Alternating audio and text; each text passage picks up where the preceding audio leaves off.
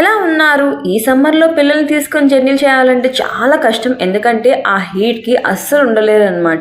ఏడుస్తూనే ఉంటారు. మేమైతే బెంగళూరు నుండి తిరుపతికి ట్రైన్లో స్టార్ట్ అయ్యామన్నమాట. మా బాబు ఇంకా ఊరుకుంటాడా, ఏడుస్తూనే ఉన్నాడు. ఎలాగో మా పక్క సీట్లో ఒక చిన్న బాబు కనిపించాడు. ఆ బాబుని తీసుకొచ్చి ఇద్దరిని ఆడిపించామన్నమాట. ఇద్దరికి చీరకు బొమ్మ ఇచ్చి ఆడిపిస్తూనే ఉన్నాము.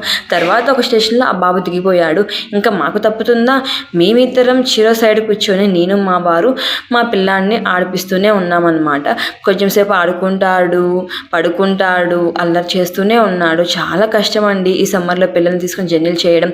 వాళ్ళకి కంఫర్ట్స్గా ఉండేవి వాటర్ బాటిల్స్, జ్యూసెస్ కానీ ఫుడ్ అన్నీ తీసుకొని మీరైతే పిల్లల కోసం పక్కన పెట్టుకోండి. ఒక బ్యాగ్లో అయితే పిల్లలకైతే ఈ సమ్మర్లో జర్నీల్లో వాళ్ళకి కంఫర్టబుల్గా ఉన్న బట్టలే వేయండి. ఎందుకంటే వాళ్ళకి హెవీగా లావుగా బట్టలు వేస్తే ఏడుస్తారనమాట. సో అందుకే లైట్ వెయిట్గా ఉన్న బట్టలే వేయండి. ఓకేనండి, ఉంటాను మరి. Bye bye, take care.